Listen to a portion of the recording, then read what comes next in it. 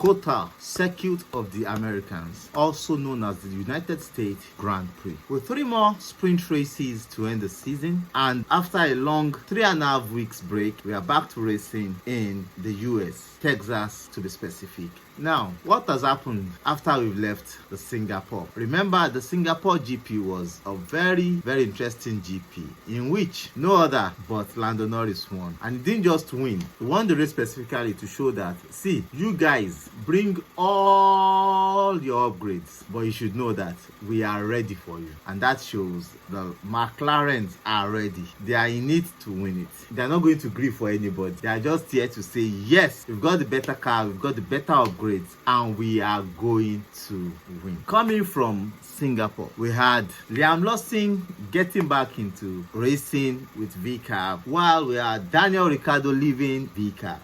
During the break, we had us joining forces with Toyota Gazoo, and in the next few years I believe they are working on possibly an engine or something, but certainly is in the works. I believe Toyota is coming back full force into Formula 1, either buying a team or working with a team, or they will do something to come back. Certainly that is being said. We had Martin Brundle tested Lewis Hamilton's car, and he could say, yeah, this thing is more difficult, because in his own days they could see the front, they could see a lot of things, but now even with the halo that is more secure and everything, the drivers are really suffering, and he could feel what Lewis Hamilton at his age is really feeling in that car. You say, wow, this guy really it's not easy. It's not easy, certainly. So yeah, the COTA, Circuit of the Americas. The Circuit of the Americas has held Formula 1 Grand Prix 52 times, and it was first held there in 1908. Now, the drivers with the most win is Lewis Hamilton, has won 6 races on the Circuit of the Americas, while Ferrari had won 10 constructors. The oldest team in Formula 1 now. The length of the circuit is a 5.513 kilometers. That's a 3.426 miles, with a race length of 308.405 kilometers. That's a 191.634 miles. The number of laps, we have 56 laps. Certainly a 56 whooping laps to race. Now, the United States Grand Prix sporting event will be held in Texas. After it left the calendar, it has been held since 2012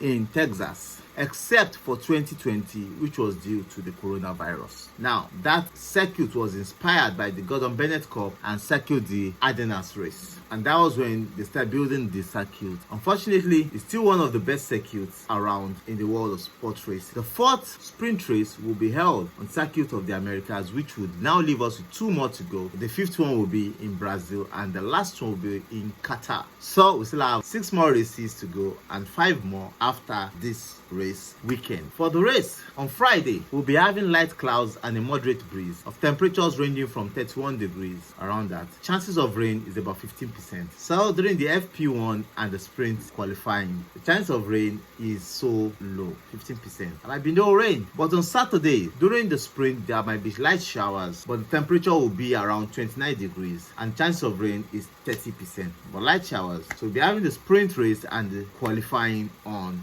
Saturday. On the race day, it's going to be a sunny and warm day, which will be having temperature of around 29 degrees. Chances of precipitation is 5%, less than 5%. So it's going to be a very big day on Sunday. You cannot afford to miss it. But from what I learned, tickets are still on. Very expensive tickets though. So you can get the split, the upright ticket, you can get the shuttles, flex pass, a single day ticket, tour club, the Sunday Grand Prix ticket, grounds passes, reserve seats, a lot of add-ons and experiences. A lot of concerts are going down on that day. The American way, they love party. Americans are like Ijebu, they love party.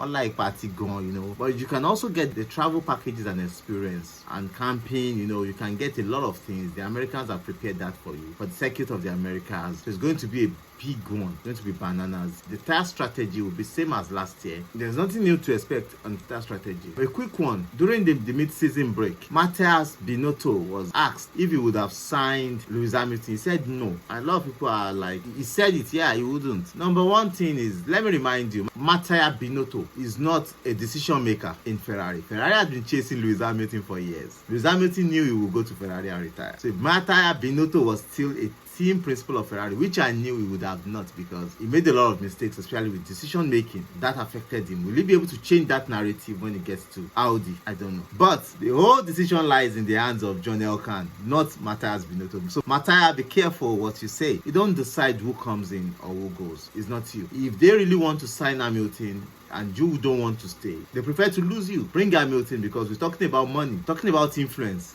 we're talking about experience. And if you look at it, Matthias Binotto, carefully, you would look at experience, because I believe the driving experience with the craft, Lewis Hamilton has it better than Matthias. And I think even Max Verstappen has it better than you, Matthias, because they have worked with strong people, very, very good people, intelligent people. So with age, it might not speak well, but with experience, longevity, and a lot of things, Lewis Hamilton is there. So for me, I would say it's the wrong thing to say from Matthias Binotto. Now is to go to the races, the past 3 races. Who had won? Like last year, Max Verstappen won. Lewis Hamilton was taken. The second position was stripped off Lewis Hamilton because of a plank issue, himself and Charles Leclerc. But certainly, Charles Leclerc qualified pole. Will it be a different one this season? Let's go back to 2021. Let's go back to 2022. Let's go back to 2023. Even some other years. And let me give you a lowdown of what happened then. This year's qualifying will be faster. The last year qualifying was in the time of 1 minute 34 seconds 2/10. But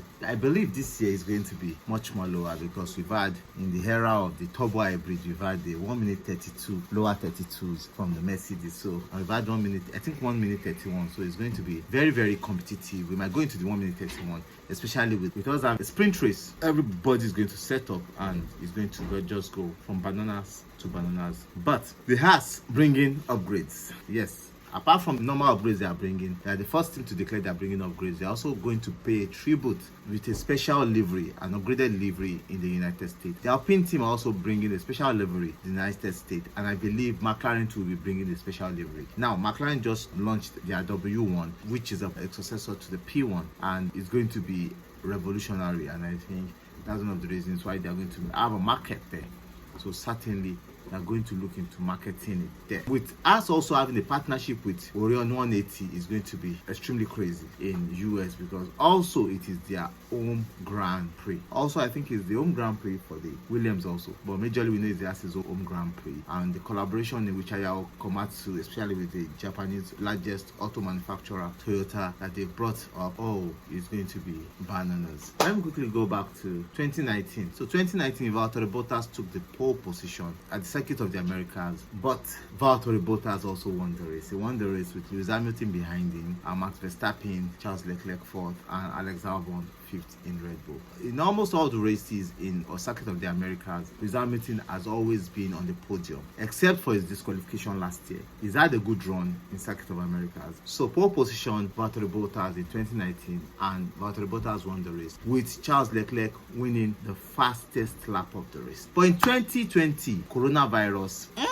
So we have 2021. 2021, Max Verstappen took the pole position. Max Verstappen took the race win. Lewis Hamilton was second, just like in 2019. He was second. Sergio Perez third. Charles Leclerc fourth. Daniel Ricciardo fifth in the McLaren. It was a very tough race in which the McLaren really proved themselves in that race. Daniel Ricciardo really came out gun blazing, everything blasting. But the fastest lap of the race went to Lewis Hamilton. That was 2021. And that was the year in which the championship decider went to Abu Dhabi, and we knew what happened in Abu Dhabi. Well, it's a case in which nobody wants to talk about. There will be a video in which I will still speak about it, because we need to really talk about what happened in Abu Dhabi. But in 2022, Carlos Sainz pole position. That's when the Ferrari had always had a fast car in Circuit of the Americas, also in 2022, with Carlos Sainz Jr. picking up the pole position, but the Red Bull of Max Verstappen winning the race. Lewis Hamilton coming second again, Charles Leclerc third. It was a good race, certainly. Sergio Perez fourth, George Russell fifth. A very good and interesting race. And you know what happened to Carlos Sainz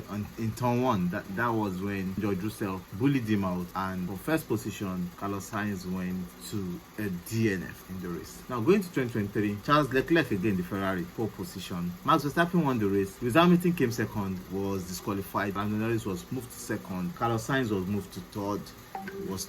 Then Charles Leclerc was disqualified also, with Lewis Hamilton because of a plank issue. But this race is going to be very, very interesting, I can assure you. And whoever comes in the race blazing for this remaining quarter of the season will be the one to win the race. And the competition still remains between the Red Bull, McLaren, Ferrari, Mercedes. And I can tell you, McLaren are having the edge. I believe they are bringing some upgrades to this track, because this track, they've always done a good job. Last year, they did a good job. So let's see how they come into this race with themselves and do a wonderful job. But up until FP1, FP2, we'll meet again. Please like, share, and subscribe. I love you guys. Bye.